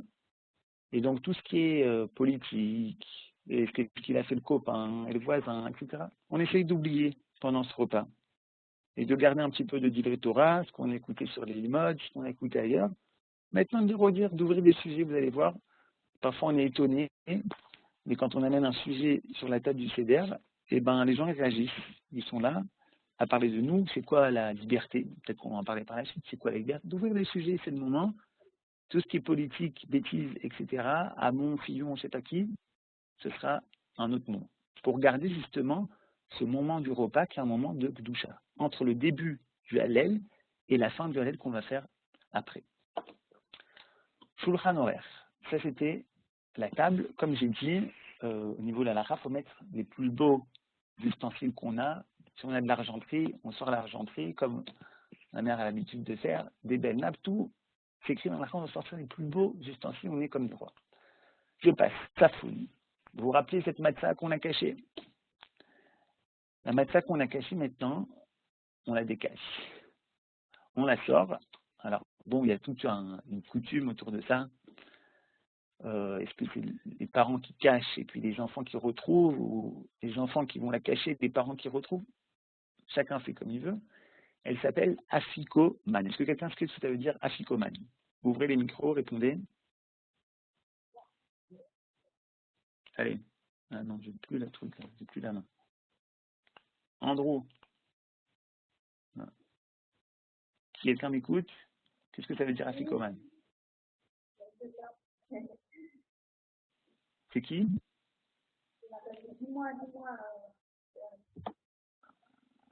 Ornella? Alors, quelqu'un est là encore ou pas? Oui, Ça va. On est là. Afikoman, quelqu'un sait? Non. Alors, Afikoman, c'est en fait composé de 2 mots. J'aurais pu l'écrire ici, mais je n'ai pas eu le temps. Afikoman, c'est en 2 mots. C'est Afiku Man. Sortez la manne. Vous vous rappelez la manne? Pendant 40 ans, pendant le désert, on a mangé de la manne, le pain qui vient du ciel. Eh bien, c'est ce qui se passe. On va maintenant manger Afikoman. Sortez la manne. Sortez ce pain du ciel. Une fois qu'on a mangé ce manger qui est fonctionnel, cette alimentation qui est fonctionnelle, qu'on a mangé, entre guillemets, cette alimentation qui est presque chol, ça veut dire, elle n'est pas vraiment kadosh, on a mangé toute cette alimentation qui est obligatoire pour le bon fonctionnement du corps, et bien maintenant on nous dit, vous allez manger le pain du ciel. Afikoman, sortez la manne. Safoun, ça veut dire le mot caché. Ça veut dire également le mot nord, safon, mais c'est aussi le mot caché. Il y a ici des choses, nous dit le Rav Kook, qu'on ne peut pas exprimer avec des mots. Beaucoup de choses qu'on peut exprimer avec des mots, mais des choses qui sont au-dessus de tout mot, de toute parole. Malgré qu'on soit Pessah, on dit que c'est la bouche qui parle, ici la bouche doit se taire. Au moment de la ficomane, on ne fera aucune bénédiction, alors qu'on s'attend à faire une bénédiction. On mange la ficomane en souvenir du Korban Pessah, en souvenir du sacrifice pascal. On aurait dû dire quelque chose. Et bien là, non. On ne dira rien. On ne dira pas de bracha parce qu'on arrive à une étape où il n'y a plus de mots. On arrive à toucher, à manger un petit peu de cette manne. Et donc, c'est comme on l'a dit précédemment, c'est ce manger-là qui est Kodesh, qui est saint. Vous vous rappelez les Kohanim? Eux, ils ne pouvaient pas aller dans le Beit HaMikdash et dire « Ah, j'ai faim, je prends un petit peu de barbecue ». Ils devaient être rassasiés pour manger des sacrifices. Et ben nous, pareil. C'est écrit dans la halakha qu'on doit être rassasié, et uniquement lorsqu'on est rassasié, on peut manger la ficomane. Attention, être rassasié, ça ne veut pas dire avoir envie de vomir. C'est aussi écrit dans la halakha. On doit avoir bien mangé, et on sait, il reste un tout petit bout pour la ficomane. On est rassasié, mais on peut encore manger, pas vomir. Entre parenthèses, technique, ne pas faire le dessert après. On a souvent qui me fait la ficomane, dit « Ah, j'ai oublié la glace. Ah, j'ai oublié les fruits. Ah, j'ai oublié le bon gâteau. C'est l'anniversaire de maman. » Qu'est-ce qu'on fait? Non. Le gâteau, on le fait avant la ficomane. Après la ficomane, on n'a rien le droit de boire, de manger, à part les verres de qui-douche, les verres de vin qui vont rester, on ne mange plus rien après. On doit garder ce goût de la ficomane, ce goût de cette manne, ce pain du ciel. Comme j'ai expliqué, c'est le kodesh, la santé elle-même qu'on peut, entre guillemets, manger. Eh bien, on doit garder ça dans ce goût-là dans la bouche jusqu'au demain matin. À propos des coutumes, ma femme me rappelle, il y en a qui gardent un bout d'afficomane dans les poches. C'est bien, j'ai ce goût-là. J'ai même lu dans Rabbi Nachman, il parle de ça. Il dit, je ne sais plus pourquoi, mais il dit que c'est bien. En tous les cas, très important, manger. On doit manger un kazaït d'afficomane. Après, si on veut, on garde un petit bout. Kazaït, très important. On imagine tous que kazaït, c'est des quantités énormes. Alors, on s'imagine tous qu'on doit manger 4 fois. Moti matzah, j'ai oublié de dire, on doit manger 2 kazaït ensemble, un pour le moti, un pour la matzah. Au korer, lorsqu'on fait le sandwich comme il est, on en remange un kazaït. Et là, à la ficomane, on en remange un. Un kazaït, c'est en Israël une petite boîte d'allumés. C'est pas beaucoup. En plusieurs étages. Ou sur une matzah qui est faite à la machine, c'est 1/3. Retenez ça bien. C'est 1/3 de matzah. Si on vous dit autre chose, c'est pas les avis de mes rabbanim, et la plupart des grands rabbanim pensent qu'il faut calculer la matzah selon le volume, et pas selon le poids. Si on va selon le poids, on arrive à, je sais pas, dans les grandes matzot rondes, on arrive à chaque fois 2/3 de la matzah, c'est énorme. Non. Si on va d'après le volume, c'est 1/3 d'une matzah carrée, d'une matzah faite à la machine, 1/3. Donc, quand c'est 2/3, c'est faisable de manger ça au début, et de manger donc 1/3 de matzah pour le tzafoun. Question? Non? Oui, Johan, une précision. Oui. Tu dis qu'il faut manger un kazaït de la ficomane. Mais quand on est venu à table. Très bonne question, Chava. Alors, qu'est-ce qu'on fait? Cette grande partie qu'on a cachée, alors elle ne suffit jamais à 20 personnes. Avant de répondre à ta question, je rappelle quelque chose. J'ai expliqué dans le tableau, dans le plateau du CDR, on met 3 matzot. Je ne sais pas si je l'ai dit, on met 3 matzot qui sont en relation à Cohen, Lévi, Israël. Ils sont en relation avec ça. Ça ne nous empêche pas d'avoir d'autres matzot, qui sont des matzot shmurot, qui sont spéciales, d'en avoir à côté. Et quand on donne le moti, on donne à chacun une petite partie de ces matzot-là avec lesquels on a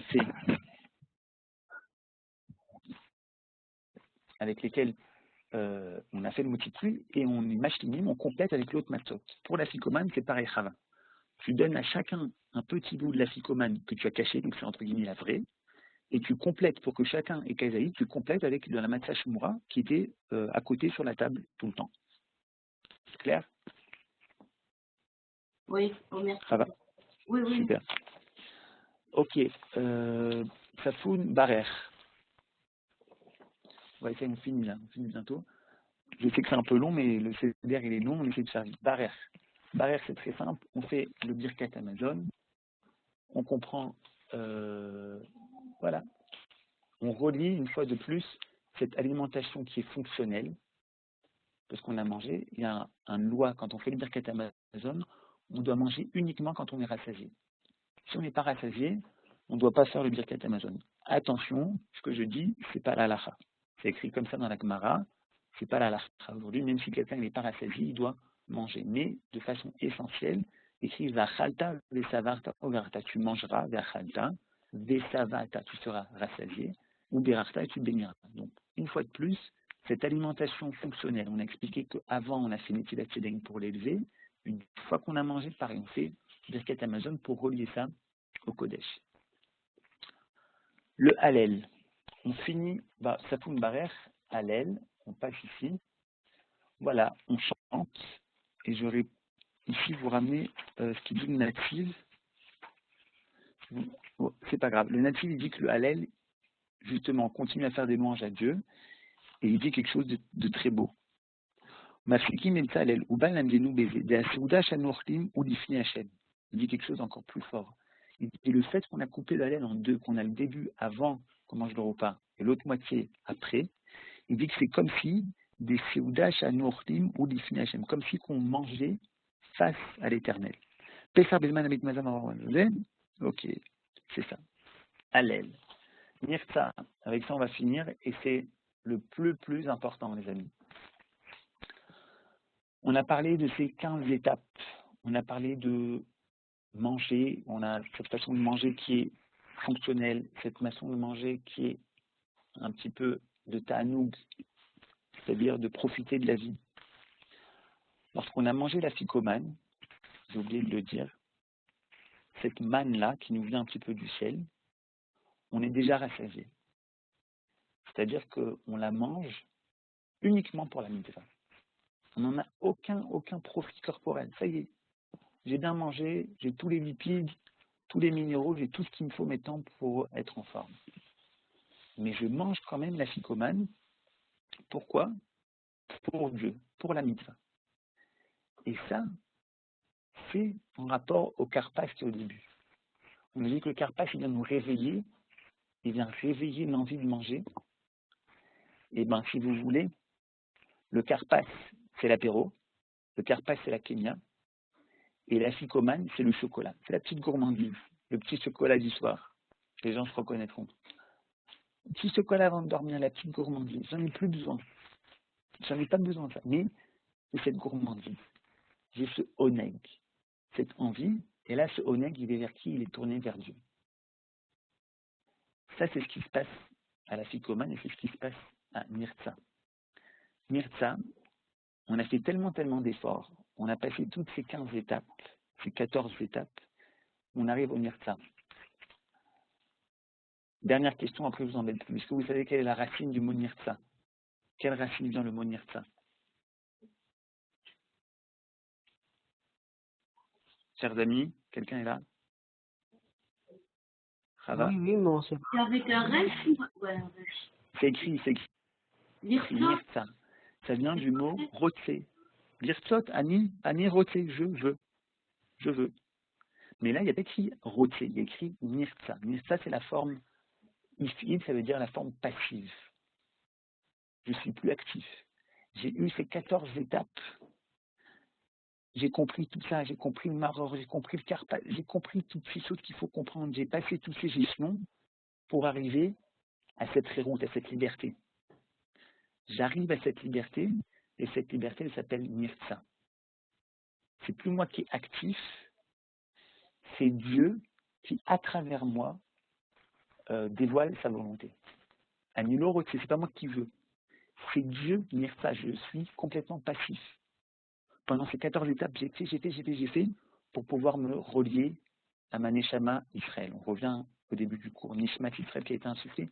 On fait tout ça pour se relier à ça, au jour le jour dans sa vie, même à travers le manger, se relier à cette Neshama. Mais une fois que j'ai fait tous les efforts, j'arrive ici au Ta'anouk, au bien le plus précieux, au délice, je me délecte. J'ai plus besoin de faire d'efforts, j'ai juste besoin de profiter du moment. J'ai ouvert tous les robinets de spiritualité, j'ai fait tout ce qu'il faut, maintenant je profite. Un petit peu comme la douche, ça y est. J'ai ouvert la douche, j'ai ouvert le robinet, maintenant c'est sous la douche, je profite du moment. Mais maintenant, c'est pas une douche avec de l'eau, c'est une douche divine. Et regardez comment c'est intéressant, je finirai avec ça. Az titaneg al Hashem. Le ta'anoug écrit Az, c'est le 8, c'est la clé de la veau. Le ta'anoug, le vrai oneg, on l'aura qu'au lamava, mais là on le goûte avec ce nirtza. et on sort d'Égypte, on doit manger la ficomane. On doit la manger quand? On doit la manger avant Chatzot, avant le milieu de la nuit. Vous savez quand est-ce qu'ils sont sortis d'Égypte? Ils sont sortis d'Égypte après Chatzot. C'est marrant quand même. On doit tout finir nous avant Chatzot, mais les enfants d'Israël, ils sont sortis uniquement après Chatzot. Ça veut dire que la chérout, la liberté, quoi? J'entends pas du tout bien. Oui, Chatzot, c'est minuit, c'est plus exactement la moitié de la nuit.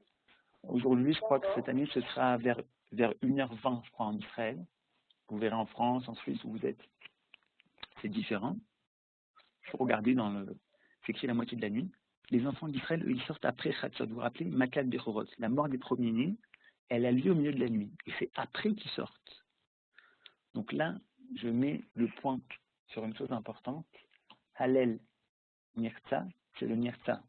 On ne s'endort pas maintenant. C'est le moment du Tanoug, on mange la ficomane, on garde ce goût de la manne dans la bouche jusqu'au demain, et on va à Nirtza. Est-ce que quelqu'un peut me dire qu'est-ce qu'il voit sur la photo que j'ai mis à Nirtza? Qu'est-ce qu'il comprend de la photo? C'est la fin de la pièce de théâtre, de la vie. Tout le monde se tient la main et la ouais, mort. mais quelle pièce de théâtre? Celle de la vie. Non. Vas-y, maman. Maman, t'es là? Non. Quelqu'un peut me dire c'est quoi? Illustration de la chanson Khan Gadia. Il y a fait Meod, Khan Gadia. C'est la chanson qu'on chante. À Nirtza, on a l'habitude de chanter des chansons. J'ai vu ça sur Internet, je trouve ça super sympa. Donc voilà, c'est le chevreau qu'il a acheté pour 2 sous, qui a été mangé par un chat, par un chien, qui a frappé le bâton, qui a été brûlé par le feu, qui a été éteint par l'eau, qui a été bu par le bœuf, qui a été, comment on dit, égorgé par le shochet, qui a été tué par l'ange de la mort. Il n'y a pas écrit ici après, ils n'ont pas fait une représentation, et c'est Dieu, finalement, qui est là. Ce but, c'est de nous dire que à Kol Me'eteshem, tout nous vient d'Akadosh Baruch Hu. Et la halakha qui n'est pas connue, et je la dis maintenant, pour que vous le sachiez. Pour nous, Nirtza, c'est les chansons, c'est le folklore, comme je l'ai dit au début. Il y a aussi la halakha, qu'est-ce qu'elle nous dit à Nirtza. Et moi, j'ai découvert ça il y a quelques années, je trouve ça magnifique. Chayav Adam Nasor Belchot Pesar Bitet Mitzraim. On a l'obligation, c'est écrit dans Shulchan Aruch, on a l'obligation de quoi? De parler des halachot de Pessah, de la sortie d'Égypte, où les saper banim bechonit laot, chasakadosh baruch hu, la votenu, ad shetartefenu shena. On doit parler de la sortie d'Égypte et des lois de Pessah à la fin du Seder jusqu'à shetartefenu shena, jusqu'à que le sommeil vienne nous kidnapper. Donc voilà, jusqu'à que le sommeil nous emporte. Ça veut bien nous dire ce que ça nous dit. On finit le Seder, mais c'est maintenant le temps à nous. Prenez un livre que vous aimez, quelque chose, lisez un quart d'heure, quelque chose sur Pessah. Il n'y a plus rien. On est rassasié, on a mangé la ficomane et on est au Nirtza. Voilà, Pessah Kasher et Sameach. J'espère que Kasher, il est toujours Kasher. On fait toujours beaucoup de nettoyage, beaucoup de préparation. Sameach, pas toujours. On n'arrive pas toujours à la Simcha, à comprendre, à toucher à cette élévation spirituelle. J'espère que le cours vous aidera un petit peu à ça. Et comme on dit, les Shana Abba, Birushalim Abouya, Bezrat Hashem, que l'an prochain, on fasse pas ces 15 étapes qui sont en rapport aux 15 marches du Beth Amikdash, mais qu'on puisse voir les Lévim chanter au Beth Amikdash. Voilà. Merci beaucoup à tous et à toutes. Merci beaucoup. Johan. Merci beaucoup. Toda Rabba. C'était un peu long, mais voilà, le CDR, il est long.